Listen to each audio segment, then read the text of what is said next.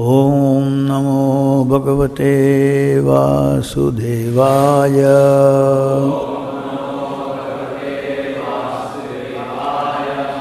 Reading from Srimad Bhagavatam, 4th Canto, Chapter 12, text number 23.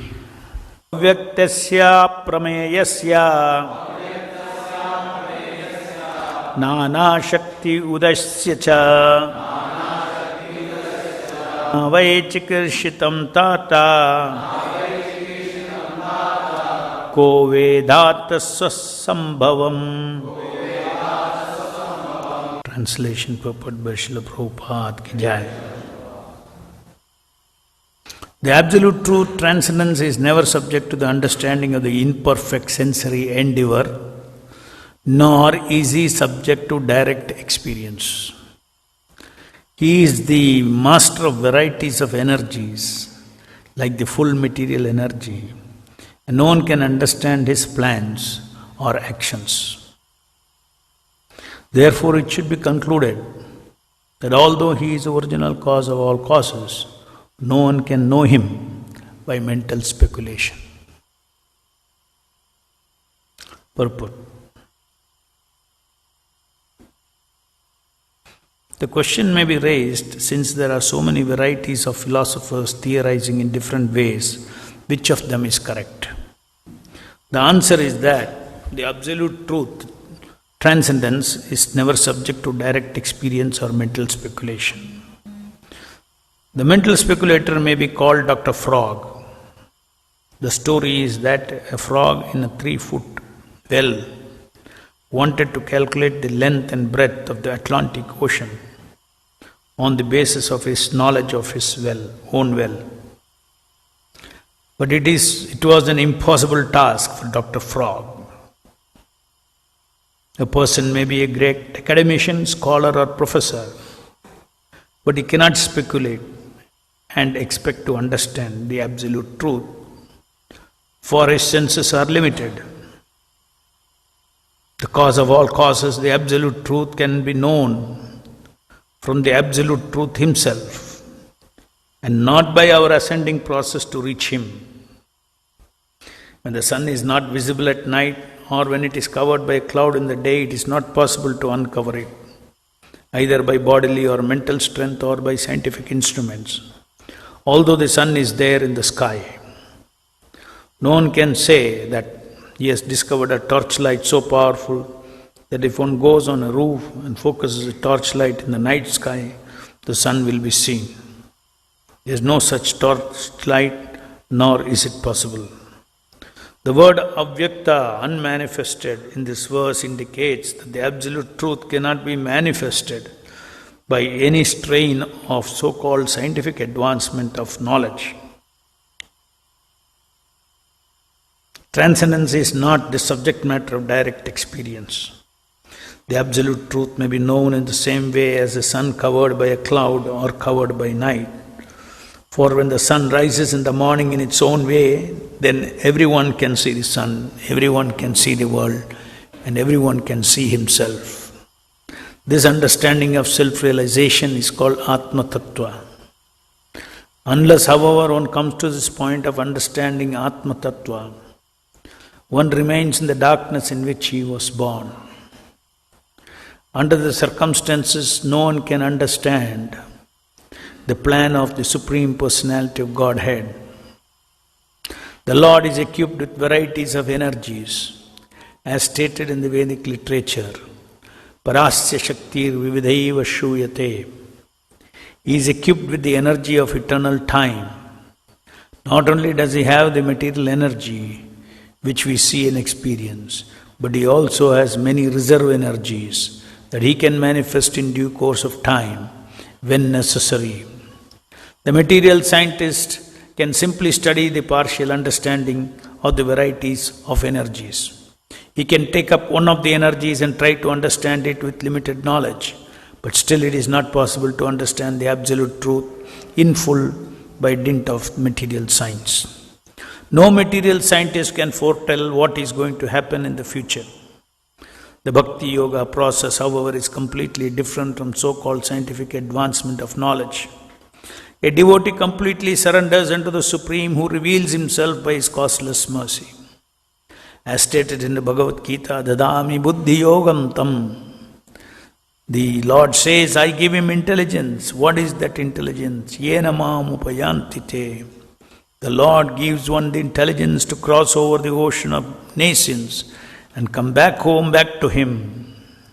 In conclusion, the cause of all causes, the absolute truth or the Supreme Brahman, cannot be understood by philosophical speculation, but He reveals Himself to His devotee because the devotee fully surrenders unto His lotus feet. Bhagavad Gita is therefore to be accepted as a revealed scripture spoken by the Absolute Truth Himself when He descended to this planet. If any intelligent man wants to know what God is, he should study this transcendental literature under the guidance of a bona fide spiritual master. Then it's very easy to understand Krishna as He is. Thus ends the Bhaktivedanta purport.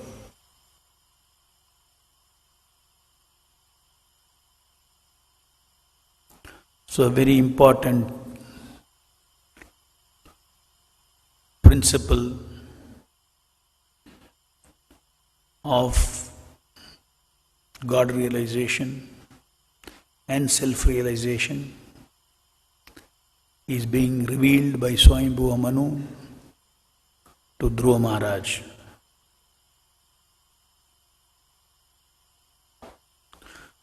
That principle is the absolute truth, transcendence, or Krishna, the cause of all causes, can never be understood or contacted by our own efforts.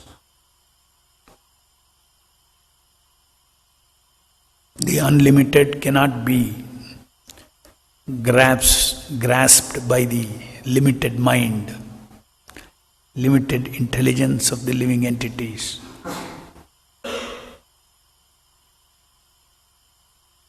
It is not sufficient. It has no capacity to comprehend the cause of all causes, the Supreme Personality. However, with the help of, it does not mean that we can not connect ourselves with the cause of all causes. We cannot see Krishna face to face. We cannot hear the Shuddhanama. It is a fact that from our side, with our efforts, you cannot capture the Supreme Lord of infinite, unlimited consciousness. He is all-pervading. He is everywhere. Yet our senses cannot comprehend. Even His all-pervasive nature we cannot comprehend.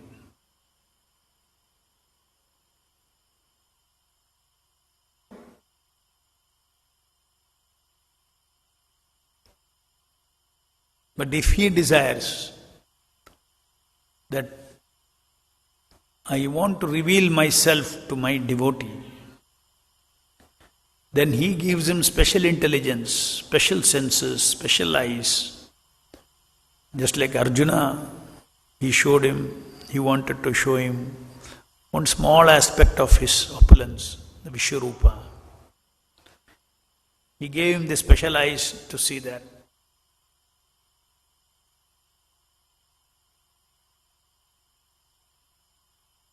When He wishes to give Himself to His devotee, then only it is possible for us to get an experience.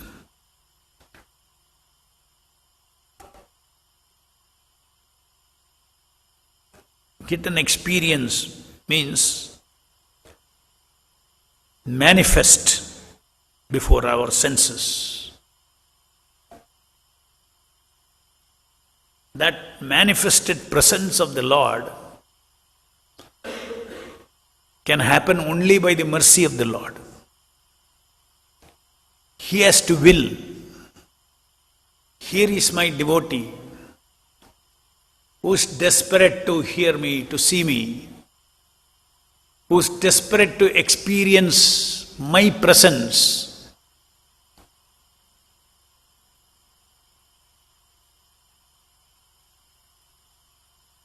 And when the Lord wills that, okay, he is desperate, so let me reciprocate.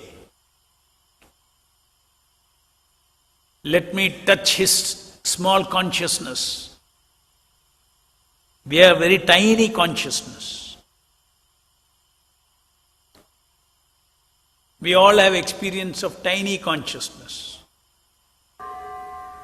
You come before me, I feel your consciousness. Another person comes before me, I feel his consciousness. We are constantly feeling consciousness of different individuals.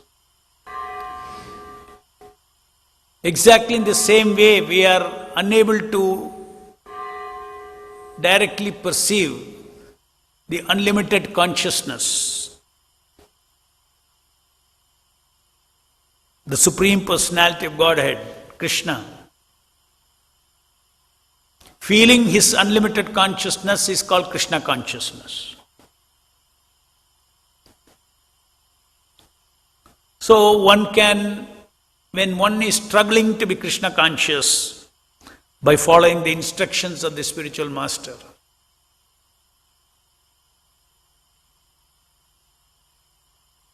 one is struggling and desirous of being Krishna conscious, not my individual tiny consciousness. I want to lose my consciousness and absorb myself in Krishna's consciousness. So when we are desperate like that, it's very important that unless you are desperate, the Lord will not reciprocate.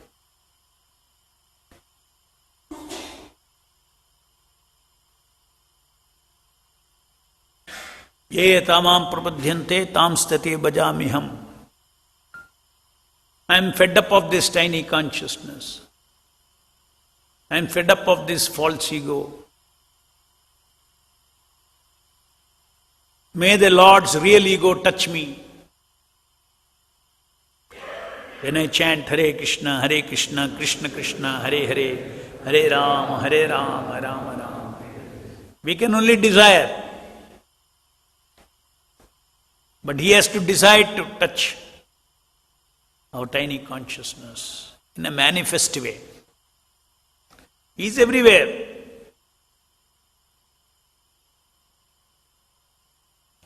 Even when we chant Nama Aparadha, he is there.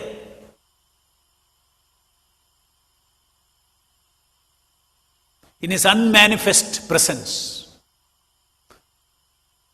Krishna says, I am pervading everywhere in my unmanifest presence.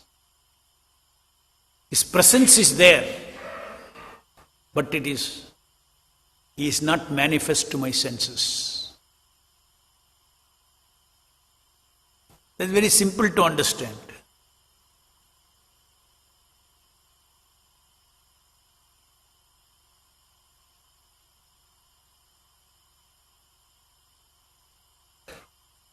It's like electricity. When it manifests as light, sound, then you say electricity is manifest. Unmanifest you don't see, but he is present.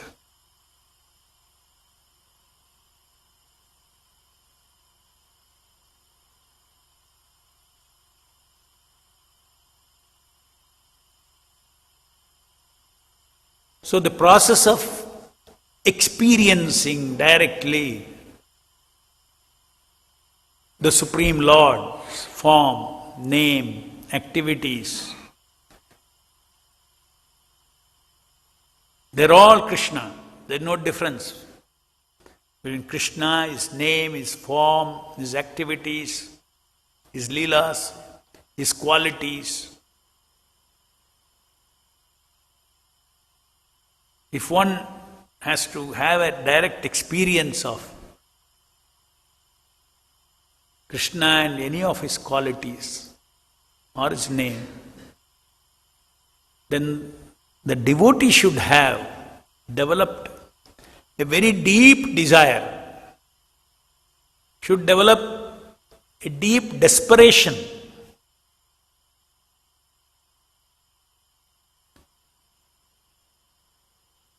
And the deep desperation should be backed with the faith that he is present here, he is present everywhere. Faith that when you chant Hare Krishna, Krishna Krishna, Hare Hare, Hare Ram, Ram Ram, Hare Hare. This cause of all causes, the Supreme Personality of Godhead, is present in the sound that I am chanting in the unmanifest form.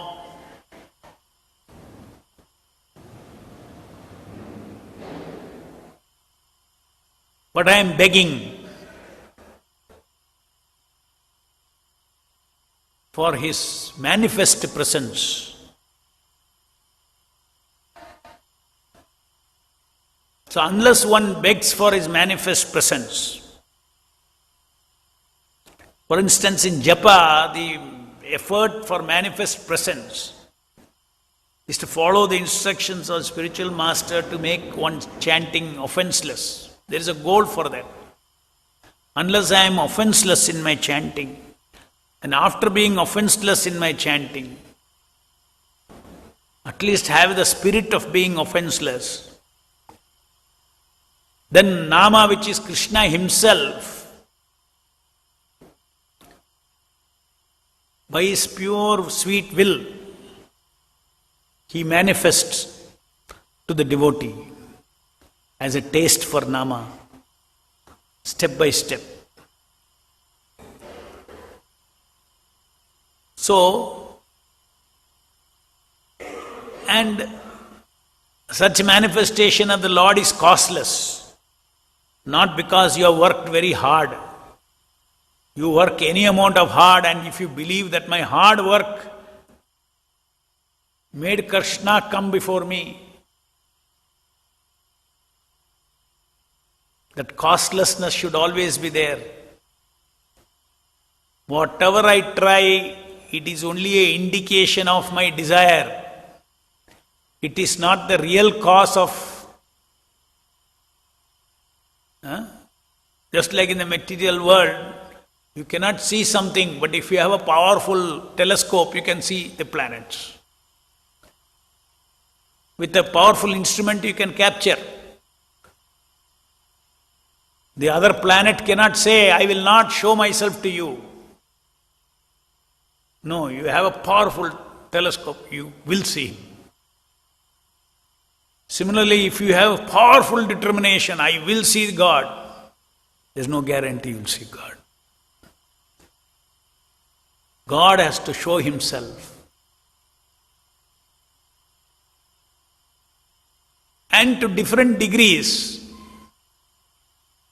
Krishna has shown himself to us. That is why we are devotees.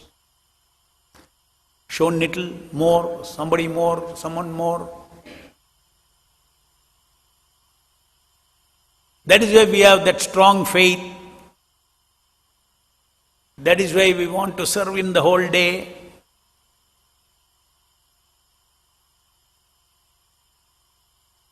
So always anticipate the mercy of the Lord. Material world, karmis are always anticipating with some desires. They're absorbed and their mind is absorbed in some apeksha. Independent of Krishna. I want to become rich. I want this, I want that, I want that. Mind is always captured by some material apeksha. To hope, to anticipate, it is the nature of the soul. Nothing wrong. To desire is the nature of the soul. To hope is the nature of the soul. Problem is not with the hope or desire. Problem is what are you desiring and hoping.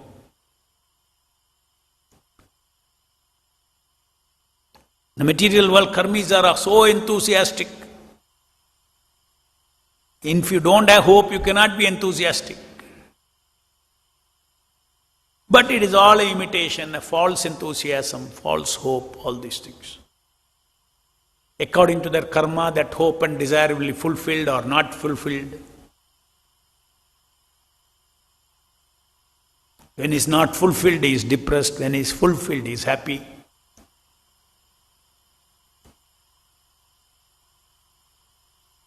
But the devotee,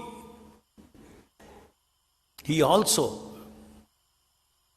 is always hoping. Very important training for the mind, to always hope for the mercy of the Lord. The Lord is seated in our heart. He is our Chaitya Guru. Constantly anticipate His direction, guidance, intelligence, service. Constantly anticipate His inspiration, prerna, His ajna, His plan, what to do. Just like Prabhupada says, you can never calculate what is the plan of the Lord for the future. Lord reveals only, you will know. So we anticipate the mercy of the Lord. May you kindly reveal your plans for me.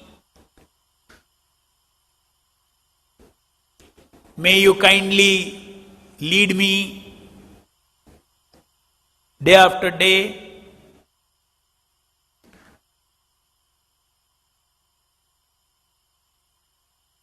May you kindly, various ways of kripa apeksha. If we don't hanker for kripa, anticipate kripa, desire for kripa from the Lord, to become closer to the Lord, to awaken our consciousness, that's the greatest desire.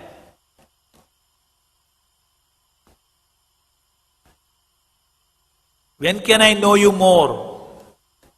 When can I feel you more?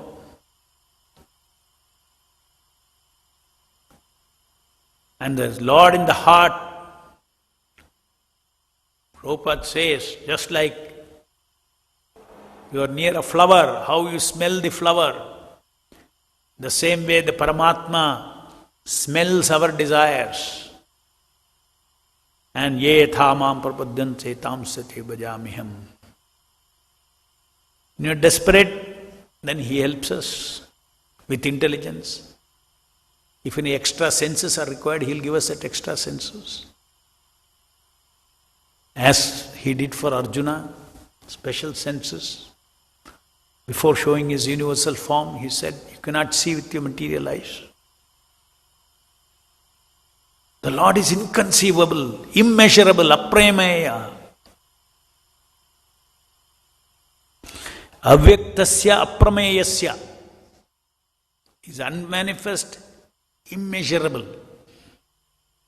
Prabhupada gives the example of Dr. Frog here. The Dr. Frog, a 3 feet diameter well, is his limited experience. And he hears there is an ocean. So he thinks, okay, how many? He's thinking, is it twice my well, thrice my well, 4 times my well. So just see the foolishness.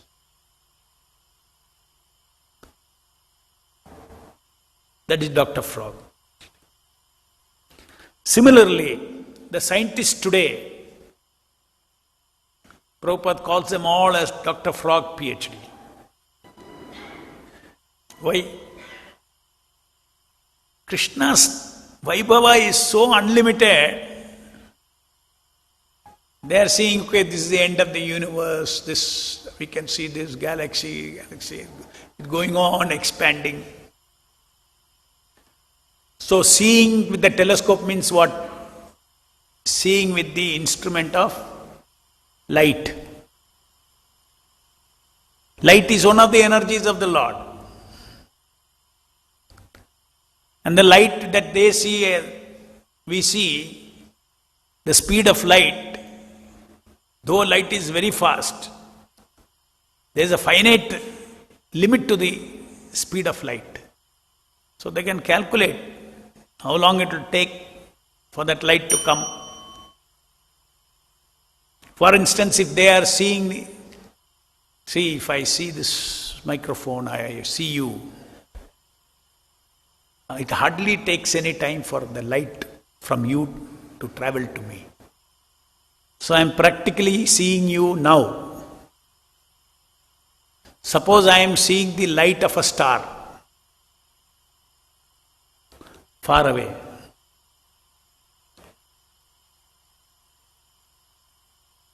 So when the light reaches me, because light travels finite speed, maybe 100 light years are over. 100 light year. Light year means the time taken for light to travel 1 year. So 100 light years away, a star is there. And you are seeing it now. So you are thinking, I am seeing the star now. It's not now. What is happening that star now you do not know. You will know only after 100 light years. Maybe that star doesn't exist now, it has collapsed. You are seeing 100 light years back star.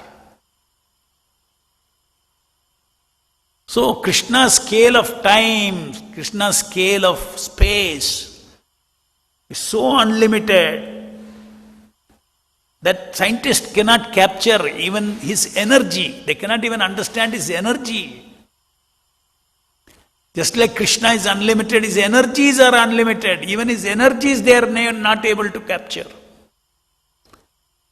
With their tiny intelligence, speculative intelligence, with their telescopes, with this, that, they cannot. Bhaktya mama vijanati. Only by bhakti, only by love, one can connect ourselves, one can connect himself with God, with Krishna. He is a person, the personality of absolute truth. Therefore, success in contacting Krishna is not by mental speculation or intellectual strength, it is by the heart.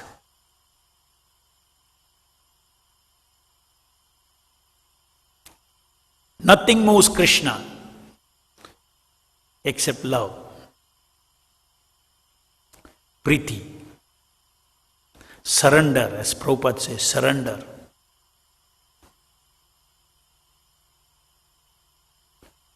So Bhakti Yoga means, for realizing Krishna, we are depending on Krishna.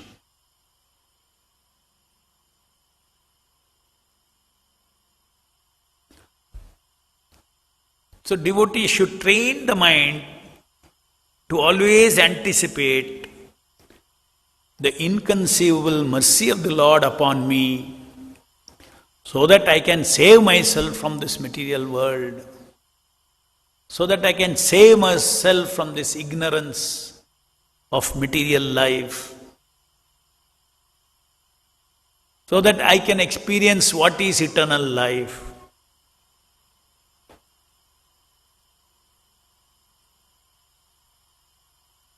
All kripa of the Lord. Kripa means Shakti from the Lord.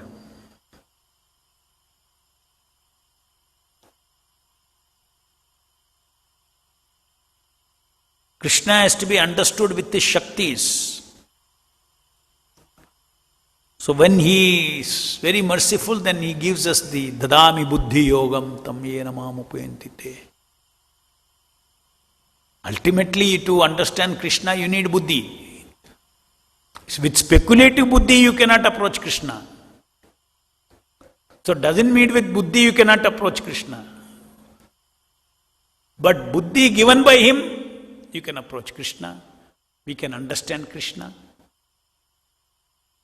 We can understand the glories of Krishna. Of course, he is unlimited. But at least we can begin to understand Krishna if he gives us the buddhi. So two things are very important. The devotee's kripa apeksha,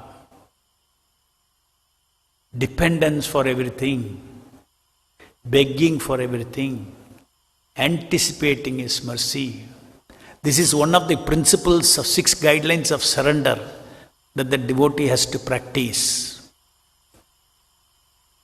And then when the Lord in the heart is seeing that he is really desperate, he really wants.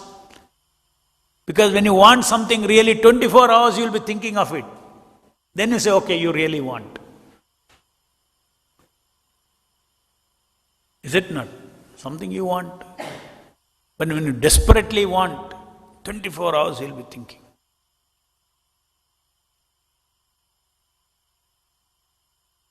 How can you think of something 24 hours? In material world also there is an example. When you are in love with someone, then 24 hours you will think. A boy and a girl. 24 hours you will think. The impossible thing. What a concentration. 24 hours.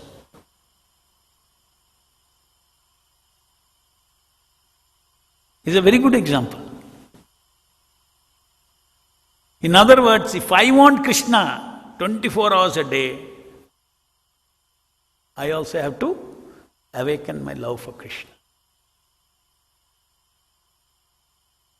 So this is called sadhana bhakti.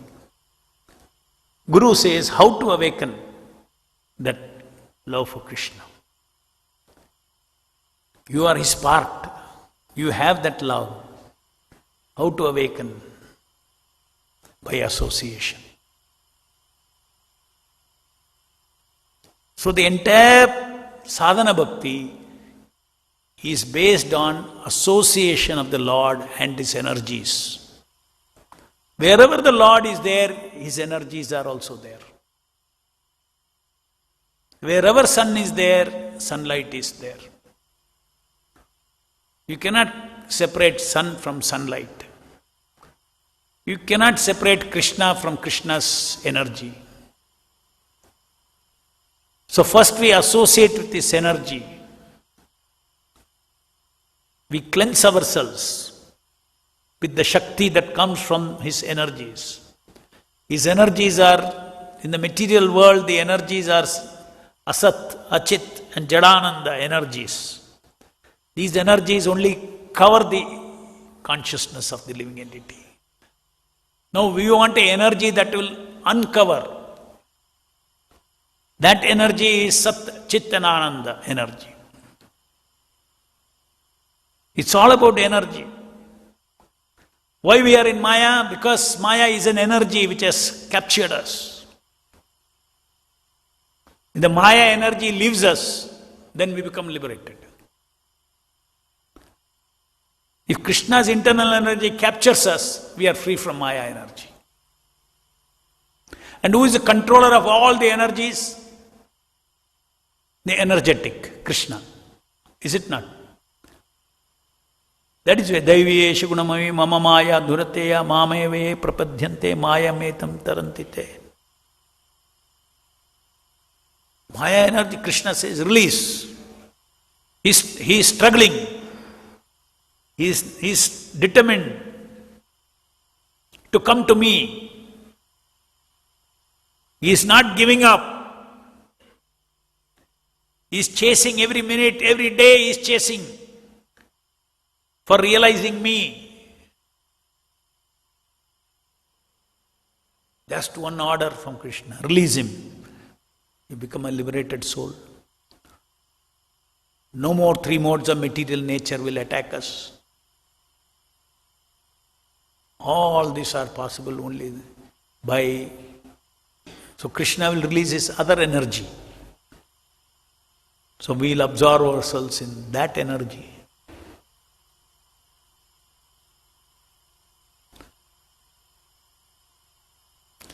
So we are all entitled, as living entities, we are all entitled for getting reconnected with the cause of all causes, getting reconnected with the Supreme Personality of Godhead. We are all entitled, irrespective of our present limitations, with our present bodies, as a soul, with respect to Krishna consciousness. There is no limitation. Man, woman, Brahmana, Kshatriya, no limitation. Stri, Vaishya, Shudra, no limitation. Only in this yoga there is no limitation. In all other yogas there are so many limitations. In this yoga no limitation, because in this yoga self-realization is ultimately attained by the mercy of the Lord. Does not matter where you are, whether you are here in step 1 or step 2 or step 5, doesn't matter. When Krishna thinks just, he take your hand and lift you up to the 100th step. That is Kripa. So devotees make progress in life. They always believe, I make progress in life, spiritual life. I am able to do some service. Everything not because of my karmic phala, not because of my karmic strength. We are all born with some karmic strength, physical, mental, intellectual, varying strength according to Kala. In younger days we have good physical strength. As we get old, physical strength goes down. So you cannot say, I am born with one constant physical strength. No. So there are various. When you're a child, you don't have much wisdom. After some time, a little more wisdom you get. So there it increases. Physical strength over the old age decreases. So Kala, our karmic entitlement when we take birth, Prarabdha karma, has got good and bad.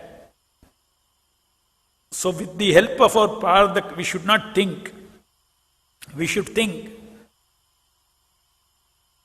that I offered what I can and Krishna has provided me what I lack, and therefore this service was done. By Krishna Kripa, Guru Krishna's Kripa, one should believe that. To do something, if it is achieved, let us say it required, let's say you want to buy something, it is 100 rupees, in your pocket you have 5 rupees. End of the day you see you have got the material.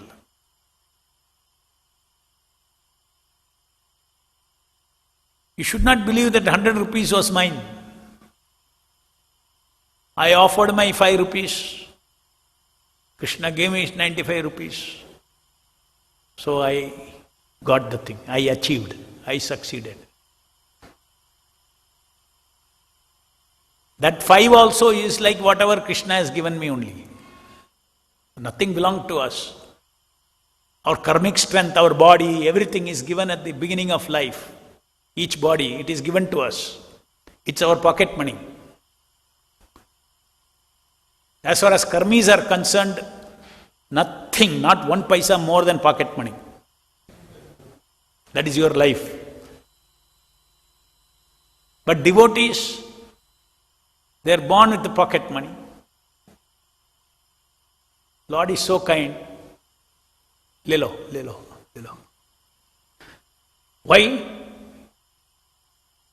They want to serve the Lord. Whatever you require for serving the Lord, Lord will provide. Yoga kshemam vahamya. These are all real flow of kripa that devotee experiences in life, and he has to see everything that happens in devotional service in his life and everybody's life.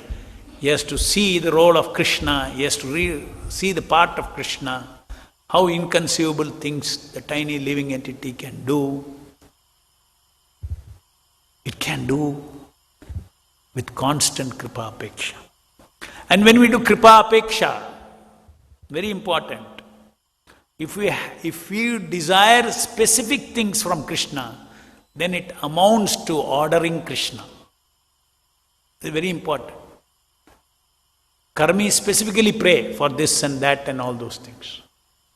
Whereas devotees, they are in the mood of costless mercy should come. How much mercy should come? In which form it should come? Don't ask. Oh Krishna, give me money for your service. Don't be in that apeksha. Give me your service. Give me your mercy in which way you want. It may be in the form of collection, it may be in some other way. Maybe in the form of some realization. Maybe Krishna wants to teach you something. That you are not the doer. You go run around, and you don't get it. Then you come and sit down and relax, suddenly you get it. Huh? It is like that. Devotee's life is adventurous life. Devotee's life is open-ended. What is my tomorrow, I do not know. Krishna's kripa, in which way it is coming. But I am under his shelter. I want to be under his shelter. I want to be under his costless shelter. It's a nice consciousness, beautiful consciousness. And Krishna reciprocates to that. So our mind should be nirapeksha. Just like nirguna, they say, nirapeksha. That means not desiring anything, not anticipating anything material. But nirapeksha does not mean you don't have kripa apeksha. You cannot order Krishna. Kripa means you cannot order Krishna like this you give me. Just like Christians pray. This praying, they're for kama bhaktas, praying. No doubt. Lord seated in the heart, He is a provider of everything. But we don't want such a relationship with Krishna. We want relation, we want everything from Krishna, but I will not tell what I want.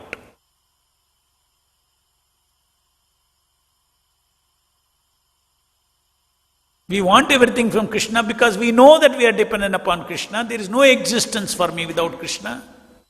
But who am I to order? What buddhi I have? What that? I'll have some material desire. That is why I am asking the Lord, give me this, give me that. Even in spiritual life. One should only beg for kripa, not specific kripa, general kripa. Beg for bhakti energy, beg for jnana energy, beg for vijnana energy to come out of this material world. Bhakti, jnana, vijnana, shakti, always anticipate because you know that these things will take me closer to Krishna.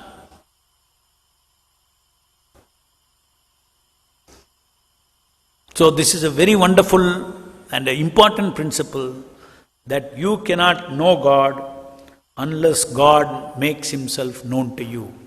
You cannot see God unless God decides to show Himself to you. Just like you cannot see the deity unless the deity decides to show himself or herself to you.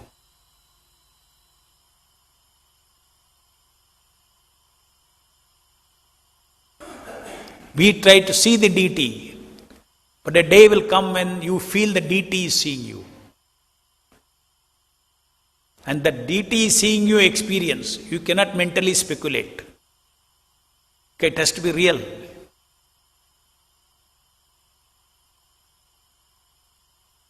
A manifest presence. Same thing with the holy name. Any questions? ग्रंथराज Shrimad Bhagavatam की जाय, जगत गुरु श्रील प्रभुपाद की जाय.